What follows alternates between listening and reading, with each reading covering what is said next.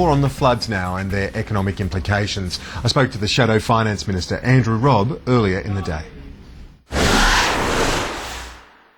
Andrew, Robb, thanks for your time. The government says that the opposition's being opportunistic and knee-jerk in your reaction to a flood levy, and your criticism of it, your preemptive criticism of a flood levy. What's your response to that?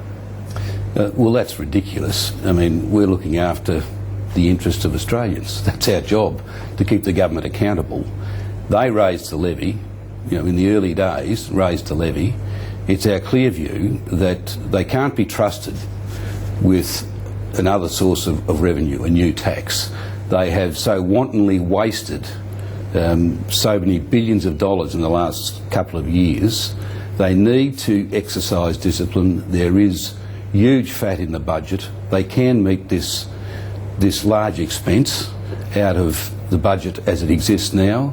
We don't need a new tax. It will just put another impost on people who are, in the main, finding it very difficult to meet their cost of living. So you deny that and the opposition is politicising this? Absolutely. I mean, this is a very critical issue relating to this catastrophe that's just occurred. The management of coming out of this catastrophe is very important. And I refer you to what Campbell Newman, he's got a huge problem on his hand as Mayor of Brisbane and all the debacle there. He has said categorically that he will not increase rates, that he will prune the budget, that he will defer different programs, that he will stop programs if they can't afford them, because this is too important. But it's also important not to impose, as he said, an additional burden on people who've just been through all this and were already finding it difficult to make ends meet. But the coalition, when in government, had a number of levies, the gun buyback levy, ANZEF. There was a dairy industry and a sugar industry levy. There were a number of levies over the 11 years of the coalition government. That's true. We've never been opposed to levies per se. The difference is that back when they were imposed, there had been, by John Howard and Peter Costello, I think the most strenuous and disciplined budget, the biggest cuts that had been imposed for decades. The 1996 budget took all the fat out of the budget. It was renowned as being a really, really, really tough budget. Now, on the back of that, to meet those new contingencies, they imposed levies and then took them away. They were temporary. One, we don't believe Labor's got any record of ever removing a tax. Two, the budget has a lot of fat in it, unlike the Howard Costello situation. And three, this government needs to show that they can, in a disciplined way, work the books, not just rely on borrowing and taxing every time they've got a new impost. But the examples you referred to were from the early period of the coalition government. But last year, Tony Abbott suggested a levy to pay for his maternity leave scheme. Well, again, that was directed solely at the business sector, who were already incurring much of the expense of that program in their own right. So many companies had their own scheme. So it was in many ways a substitution of a cost that they were already incurring. Okay, what about the Victorian Premier? The other thing is last year we also put up $50 billion of savings. We were looking to take the fat out of the system, take the fat out of the budget and get back living within our means. That's a fundamentally different situation. Our concern with Labor and a levy, their so-called temporary levy, is one, it won't be temporary, and two, they've got a very sad record, even in the last 2 years, of wasting tens of billions of dollars of taxpayers' money and borrowed money. We don't trust them to have a new source of tax. But the Victorian Premier, Ted Baillieu, seems to be open to the idea. He's certainly not criticising the federal government, about this speculation over a levy. Well, I've read very closely what Ted has said. Ted has said that it's a decision for the federal government to manage its own concerns. He said he's got enough on his plate with the Victorian budget and meeting the costs that the Victorian state government will need to meet. in regards to the floods in Victoria.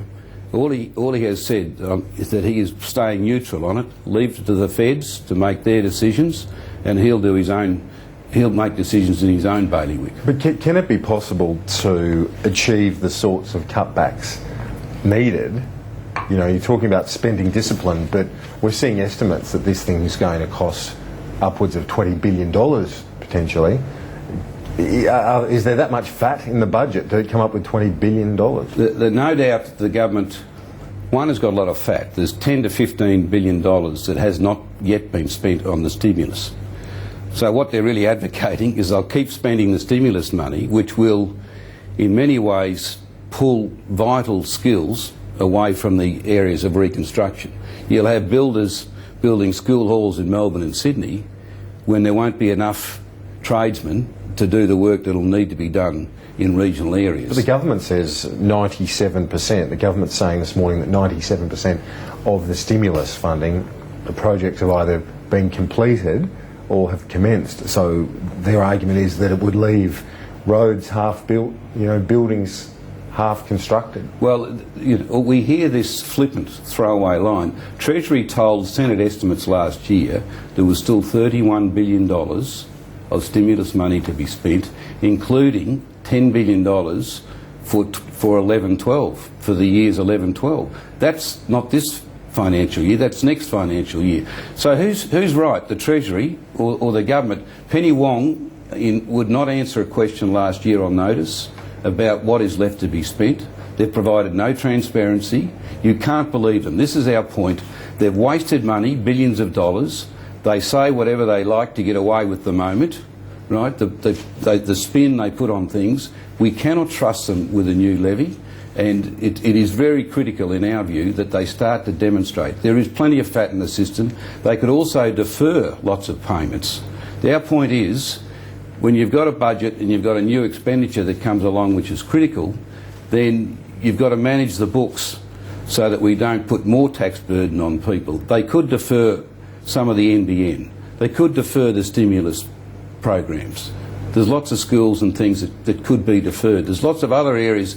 There's at least $15 to $20 billion that could be rearranged or spent, more importantly, on this reconstruction. The opposition has thrown up a few furphies with the NBN, hasn't it? Because the NBN, you can only save the interest payments. You're not going to save the investment that you Well, make. of course, this is, again, an absurd thing to say.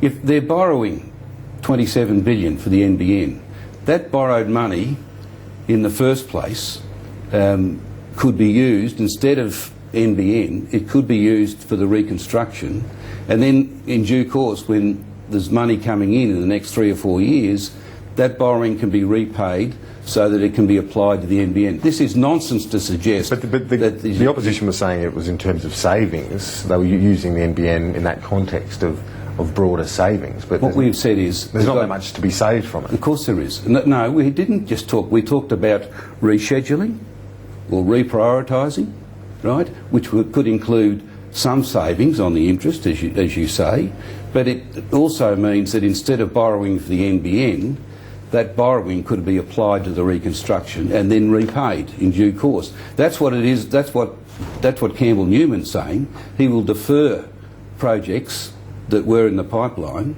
so that he doesn't have to increase rates for local ratepayers in Brisbane. It's the same principle that we're saying the federal government. This is a government just being opportunistic. It's using this crisis to fill the coffers, to introduce a new tax. This is a tax and spending government. It's all they know about managing the books, and it's to the detriment of the country. Would you give them a tick, though, in terms of the disaster response? For example, the Centrelink disaster payments, there's more than $200 million, I think, that's gone out the door to people already. That seems to be running pretty smoothly. Yeah, well, that's a good thing. I mean, we've been supportive of what's been going on in terms of the mechanics of dealing with the crisis so far. Our point of contention is how we as a country fund the total reconstruction, which could be, who knows, between $10 and $20 billion.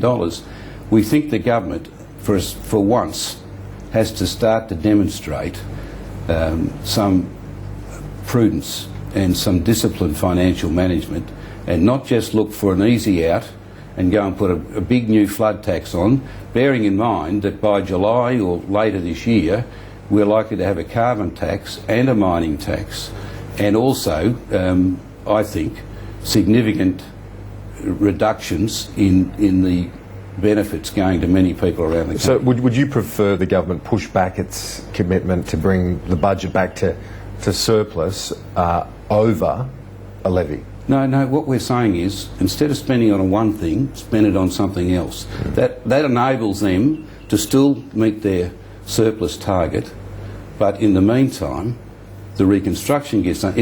So you concede that the surplus commitment that they've made is a crucial one. You think that they must honour that timeline? Well, to us, the sooner they get the budget back into surplus, the sooner we might see the nearly $100 billion of debt being paid off. That's hanging there like a huge threat over the country, that $100 billion. If the world goes back into a double-dip recession, and that's out of our control, we will find ourselves far more vulnerable because of that massive debt than we were when Kevin Rudd and Julia Gillard took over the government. The Shadow Finance Minister Andrew Robb there. That's all we've got time for on this edition of Agenda. I'm Kieran Gilbert. Thanks for your company.